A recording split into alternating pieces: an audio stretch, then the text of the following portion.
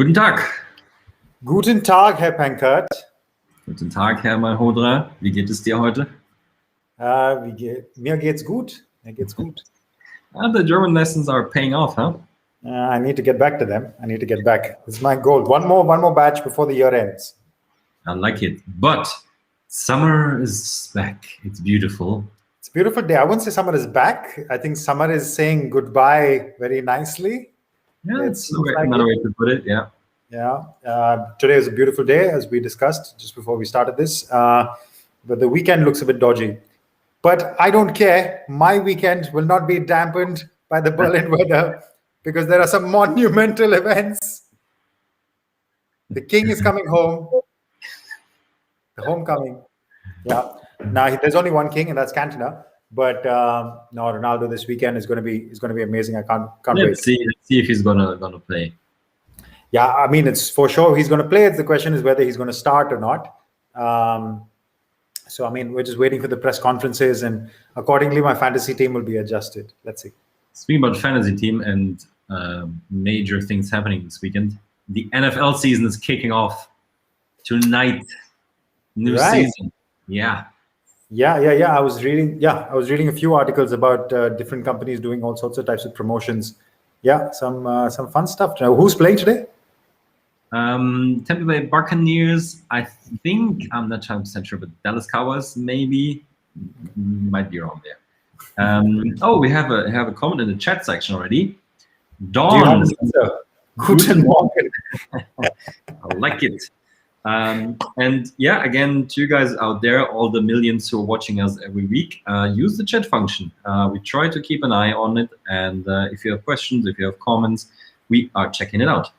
By the way, I meant to say, tell you that I think this is one of my favorite times of the week. I always look forward to this, and it's always a fun half hour or something, just talking some sports tech and some nonsense as well. Yeah, I am excellent company, Ben. Thank you. All right, let's kick it off. We are going to start with Netflix, and they are launching a show for the PGA Tour. Actually, not a show, a docu-series. We have never discussed this. Ben, do you play golf at all? Have you ever played? I don't know. I think you mentioned that before. I'm hard to beat in mini golf. Yeah, of course. Now I remember. Betty would disagree with this, but yeah, I played golf before, but I'm more like the Happy Gilmore style of golfer, if you remember that movie. Right, of course, Adam Sandler, legend. But no, I mean, I'm not much of a golfer, but I am a tour fan. Can't say that I follow every major, but yeah, Tiger Woods fan, followed his career a fair bit, and keep myself up to date with the news, shall we say.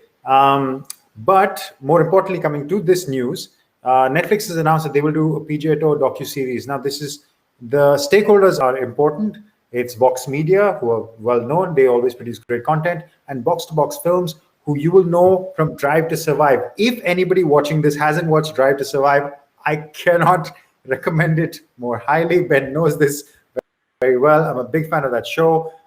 So, I mean, it really gets into behind the scenes of what happens on the F1 paddock. Lots of big F1 news as well. Bottas went somewhere, Russell went somewhere. I'm jumping story. I'm getting too excited. So much happening in sports. We're coming back to this. The guys behind Drive to Survive, along with Netflix and Vox Media, are the ones behind it. Now, interestingly, none of them have commented on this news. So clearly, it's still very early. But according to the story on golf.com, it'll follow a very similar format to Drive to Survive, which basically will be compelling a look at everybody from behind the scenes. And what I love about that format is that it's not focused on the results. It's almost secondary, the results, because everybody knows what happened. It's telling the stories of the athletes, the teams, everything that goes behind the scenes and how they got there and what took them to that place. It's not a linear storytelling format. It follows one person. I mean, by the way, I don't know if they'll use exactly the same stuff as Drive to Survive, but it's going to make for compelling viewing, that I can assure you. And I'm really looking forward to it. Imagine you can see Tiger Woods, Brian DeChambeau, and Rory McIlroy having a little chat and what they talk about. I mean, man, that would be super interesting to watch, I think. Two out of the three that you just mentioned already published NFTs. We'll get to NFTs at some point. Secondly, I am debating to, for the first time, watch Drive to Survive this weekend because I don't know what to watch on Netflix these days. I watched this fabulous new show, Clickbait. That was good. I binge watched it last Sunday. So I need something for this weekend because you said the weather's not going to be good in Berlin. So maybe I'll finally give it a try, and of course I'll let you know.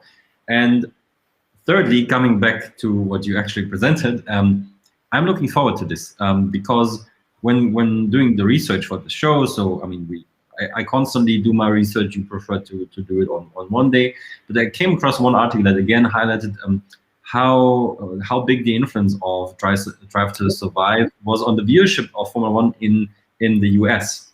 Yeah, in fact, this article has some numbers at the bottom. Yeah, and I think one of the key points was that it just presented what the Formula One also is: a lot of fun, a lot of entertainment surrounding the actual race, and you get closer to the drivers. I mean, she I think it was a female author. She also said that of course some women appreciate the good-looking drivers and all that. That being one aspect, something you would not have so much when you would just watch the race potentially. And yeah, coming to where you actually started, I think this is a good opportunity for many of us and you guys out there to get closer to the sport of golf because I don't watch golf that much. I mean, I don't know, maybe an hour per year or something. But if you actually, let's say, grow attached to some of the characters, maybe you follow golf more closely or you view different players in a different way. Yeah. Now we talk longer than we expected on this topic, right? But it's an interesting one. It's not it's a good one, yeah. And it's not hardcore sports tech. It's just showing that with the help of tech and streaming, a sports can change. Absolutely. Yep, looking forward to it. Alrighty, then we come to an interesting one, at least in my opinion. So these are shoes, as you can see, and it's a collaboration. Let's start with that. It's a collaboration between Adidas, Donovan Mitchell from the Utah Jazz, and I don't know, have you heard about the Bel-Air athletics brand, which apparently was launched by the Prince of Bel-Air, good old Will Smith. So they have launched this this prep school collection. There are 3 different types of shoes. You might want to think about the design, what you want, but the way they introduce it and present it and where they might actually go with this is the interesting one. So they have a collaboration with a company called Genies, and we'll get to them in a second. Let me quickly show you a video, and then I'm going to comment on this. So this is obviously Donovan Mitchell, it's Will Smith, and they are playing basketball. And of course, he's making some good shots there. Dunk. So this is a new way of presenting those shoes. So what have they done? They have created, with the help of Genies, let me quickly load that website, a fantasy version, a digital avatar of those 2 characters. And Genies is, as they advertise here, the fantasy version of you. So they turn yourself or some celebrities and stars into digital avatars. And that immediately brings us, also as highlighted in their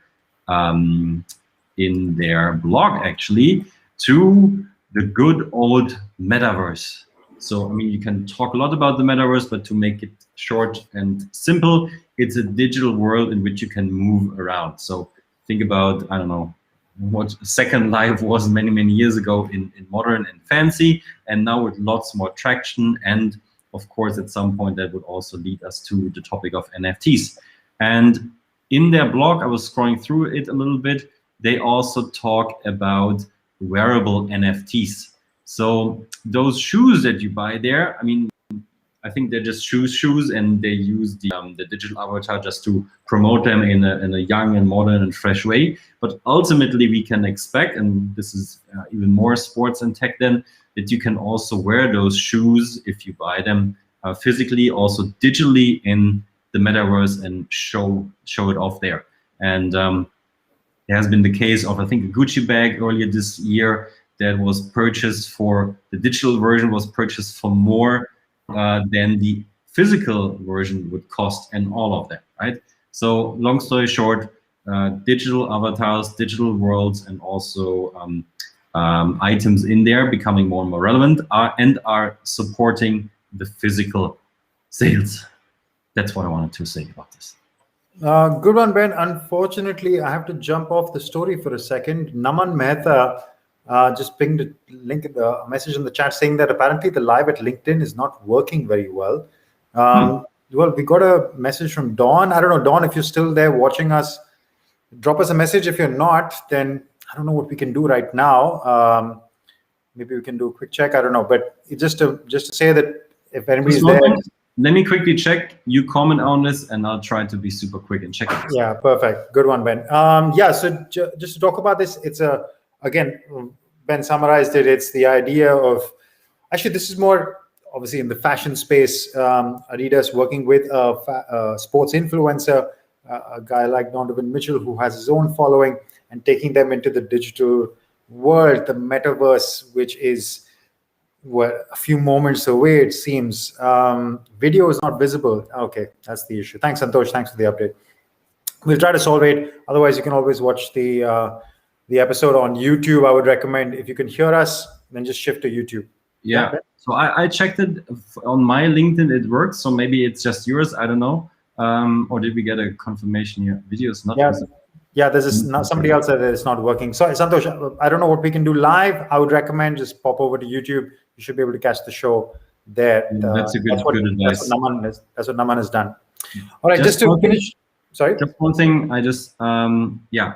Oh no, you cannot see. I just started the caption that says youtube.com/hello-sportstech. But just saying it out loud, you should help. Go to youtube.com/hello-sportstech, and you can see us in full beauty. Yeah, and you can see this little running image as well. Perfect. Thanks, Santosh. Yeah, coming back to this story quickly. Yeah, it's, again, fashion tech, meeting sports, meeting the digital metaverse. Interesting collaboration. I expect lots more of these to come. I think this is just, it's not even the start. We've seen stuff like this already happening, but plenty more. The one thing I found interesting was actually the actual look of the sneakers. They're not subtle in any way. I mean, they're pride, exactly what Will Smith wore on the Fresh Prince. They're big, bold, live colors, which is super in. I can imagine Ben kicking around in those shoes pretty all right. Yeah, it's special. Let's put it that way. All right, Don, you can hear and see us, so I guess maybe it's happening for some people and not for others.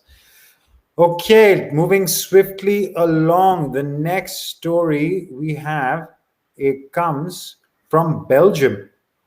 We've actually got another sports tech innovation hub. Ben, these guys, it's falling from the sky like there's no tomorrow. There are so many. It's an explosion. This is another one coming from beautiful Belgium. I have to say, I have not visited Belgium yet. I don't know how that's happened, but I plan to go there soon. Maybe I'll go to Liège, which is where these guys are based. That being said, this is still a virtual innovation hub. That is to clarify. So what is it about? The format is fairly simple. I'll get to the details in a second. But who is behind this? Well, these two companies. More important is Wallifonia Music Tech. And these are guys who have been doing this format of investing and accelerating startups in the world of entertainment for a while. Music, sports, gaming, and esports. These are their verticals that they focus on. Sports, this is the first time that they are have, let's say, commissioned an actual accelerator program. These guys are really big in music tech. We've already had a chat with them, had a call with them earlier this week. Seems super interesting and a good team behind it. What is the program? I think it's pretty straightforward. Venturing, connecting, hosting, typical accelerator stuff. Their focus, Ben, I think these are quite familiar names and terms, no? Yeah, I think I read that somewhere already. I think I read that somewhere as well. For those of you who they're not familiar to, this is, of course, from our SportsTech X framework. The SportsTech Belgium guys were very complimentary. They openly say, yes, we took it from you guys. They could have given us a credit on their website, but no, I think more importantly, that's why we put out this content to be shared by the community. Quick summary on the timeline. Yeah, this is the one you want to check out. It's a deadline to apply for startups by the end of this month. Maybe also they should check the spelling of October, but end of October is when they finish applications. Then they'll announce a selection of startups, and the program will run for 2 months, virtually from November to January, and then there is a demo day at the end of it. Another country launching their own sports tech hub. Yeah, a couple of things. I'm happy that you did not read the entire website this time like you did last week, so I appreciate that. And then, yeah, maybe zooming out quickly, just mentioning again why we showcase this to you. This is, of course, no specific sports tech product yet, and they also probably will support startups that are not even, let's say, available or produce products for the end consumer.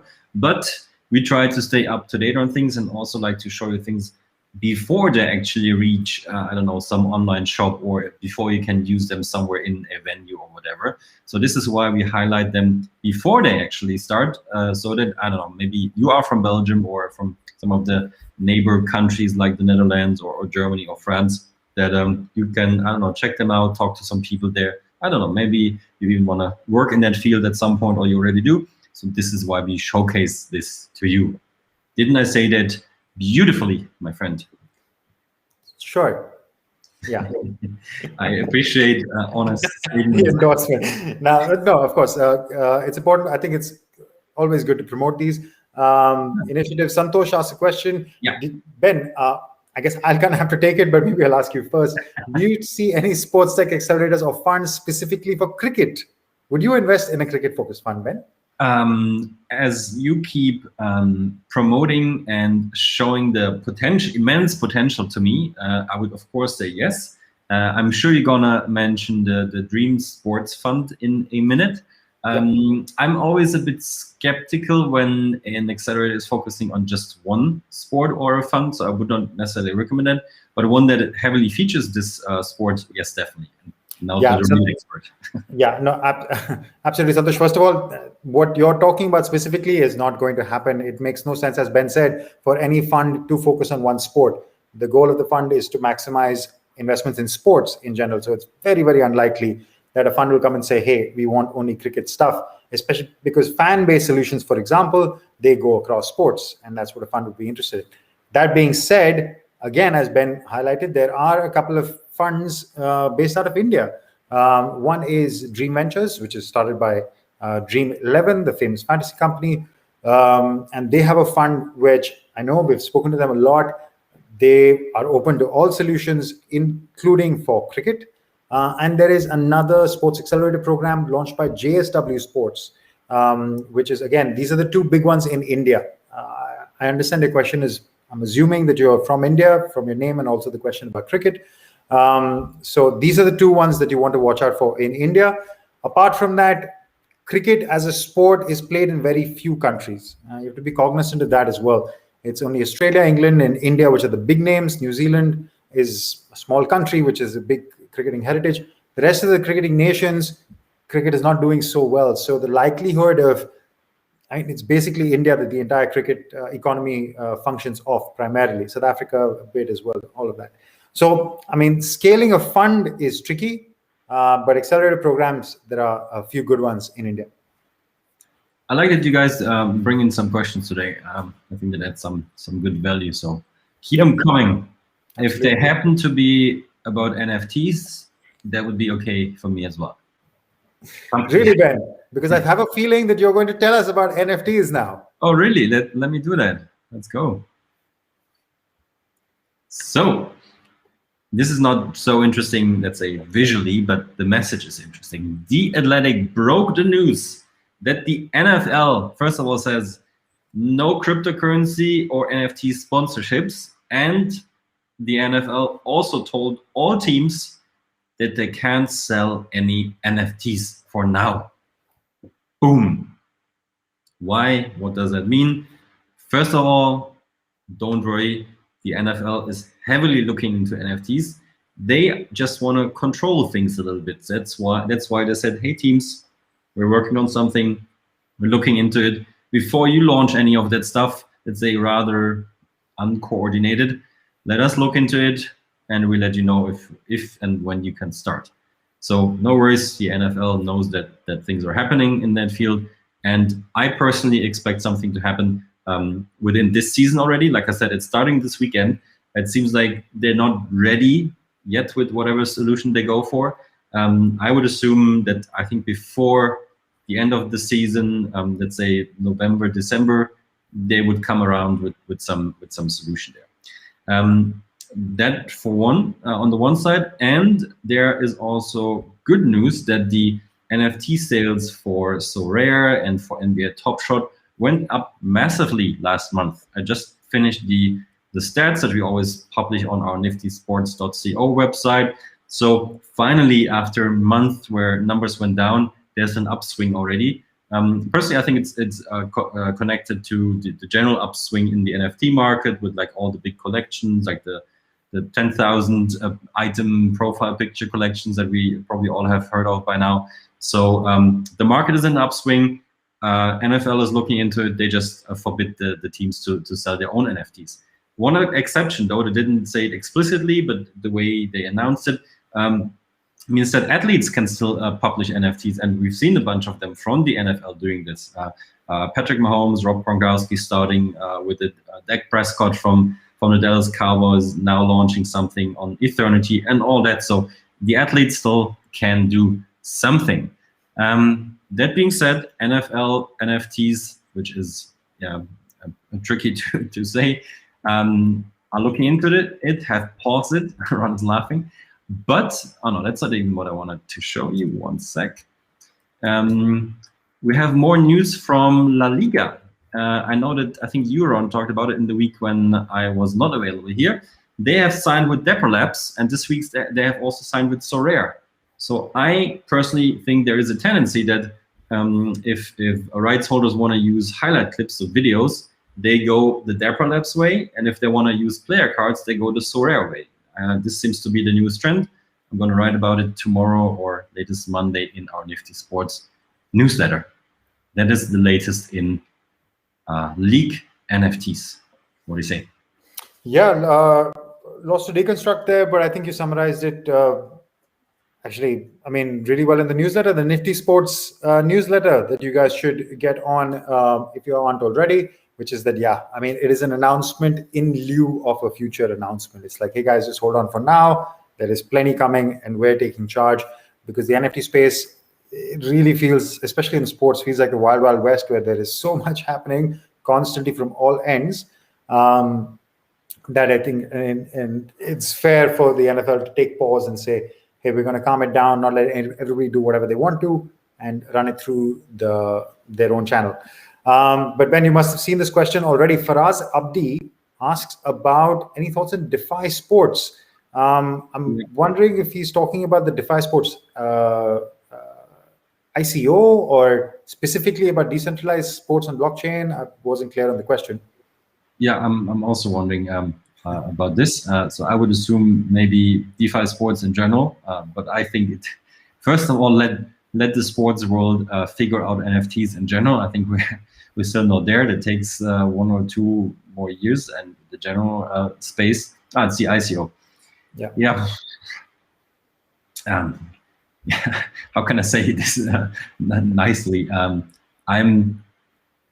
My initial honest reaction always is, isn't that a cash grab? Like, does it really add value? But it's my personal opinion. I have not looked too deep into that topic. But also, I mean, we can also get down the rabbit hole of socios and their fan tokens, which is, I mean, also in let's say blurry segment. So I personally, if you want to talk about this, happy to chat to you after the show. It's an intense topic. We can talk about this for very long, but I think it's also a bit too complex for this show here. Yeah, I think I'll just add one line on that, Ben, because we read a fantastic article on The Athletic. I'm a huge fan. People who watch the show will know that.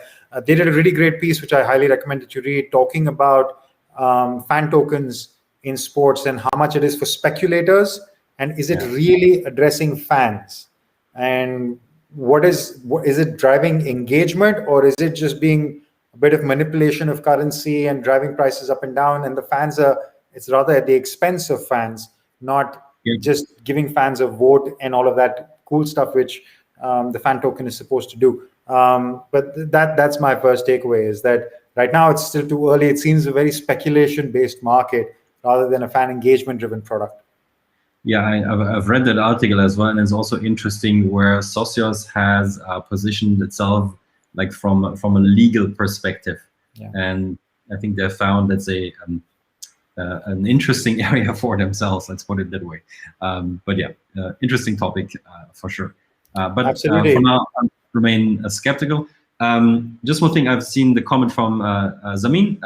Shout out to him. I jumped on a call with him, I think it was 2 weeks ago. He's been following us, had some amazing suggestions for us, which we're definitely gonna include into the show. It just takes a little bit of time. But I showed it to Ron, he liked them as well, so big shout out there. Yeah, thanks for that, Zamin. And for everybody else, yeah, feel free to reach out. That's how we guys work.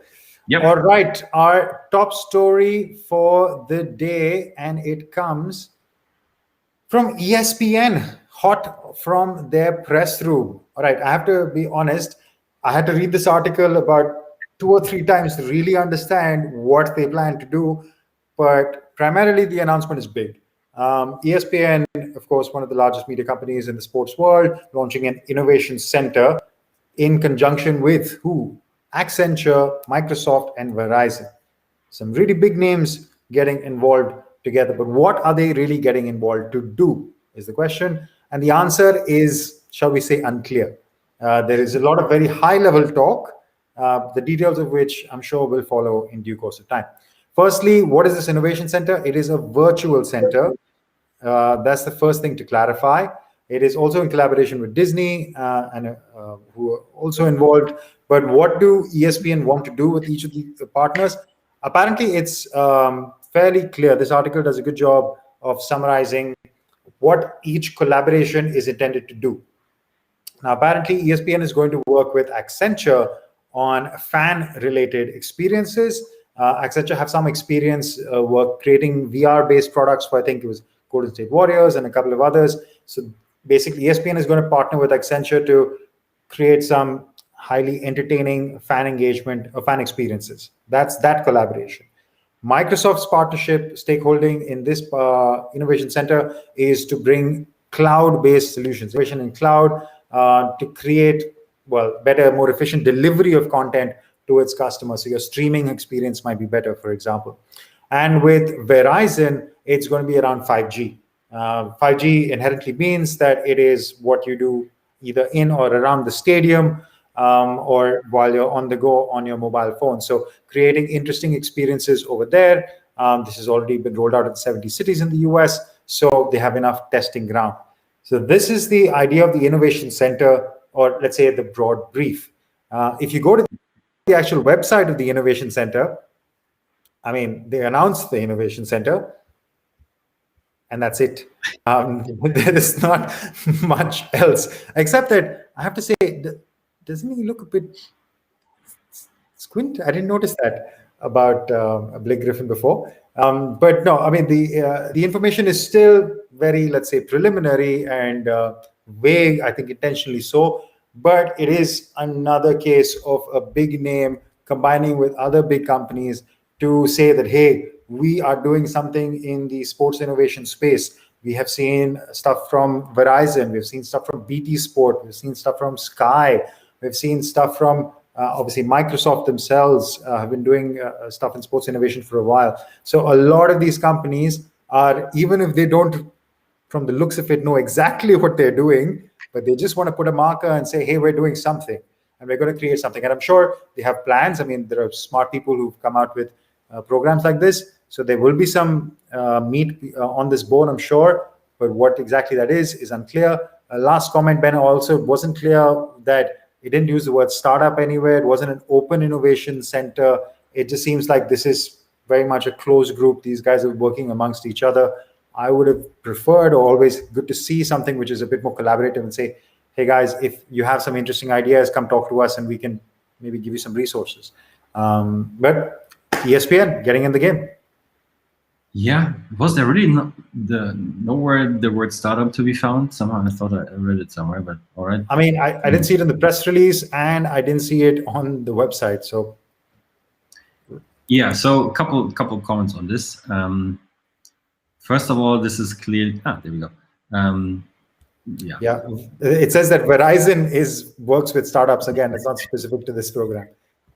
First of all, I mean, this is clearly a consumer-oriented initiative. So, I mean, you mentioned it multiple times, but just want to highlight again, this is to make the experience for us who watch sports better, more interesting, more entertaining, whatever. Then what I also found interesting is that it comes only a few weeks after, I think after, was it NBC introduced a sports tech division. I think there was a press release like 2 or 3 weeks ago. So all the big media companies start also to, like you said, flag that field for themselves. And this is, I think, probably the main message out of this. I personally think like this is probably the most important year for sports like in its history so far, because it's clearly making its way into mass media, mass production, and all of this. I mean, you've seen it here and there and in the years before, and we had significant advancements for the viewer through technology. But now it seems for me it's like exploding, like things popping up everywhere. So for us as consumers, we probably will wonder what does that mean for us. And I would assume that our viewing, the way of how we view sports, will change significantly over the next 5 or 10 years. So think back on how you watched sports 5 years ago and compare that to how we watch sports in 5 years. I think there'll be a massive shift. Yeah, absolutely. NBC was the one that you mentioned. La Liga just made an announcement. They've officially launched La Liga Tech.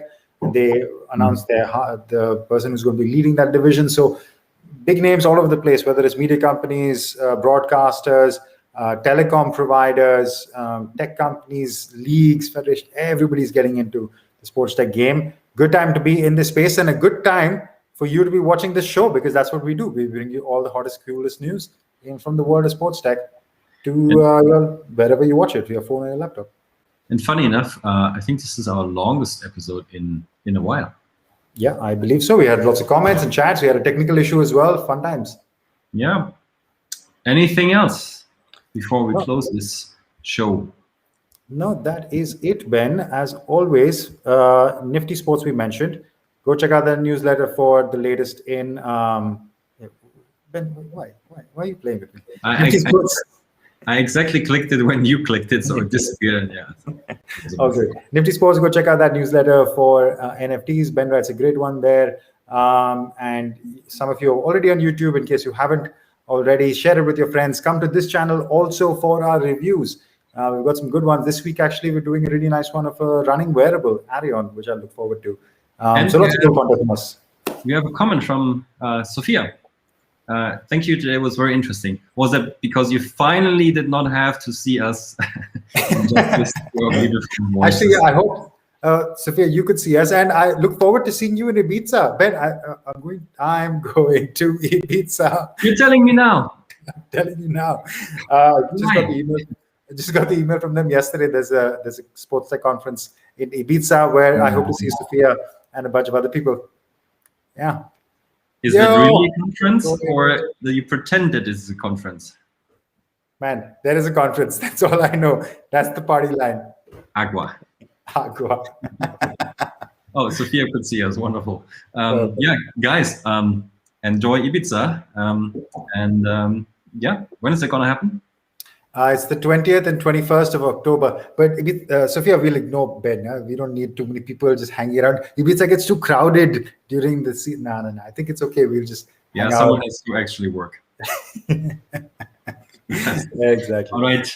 Enough for today. Have a good week, everyone.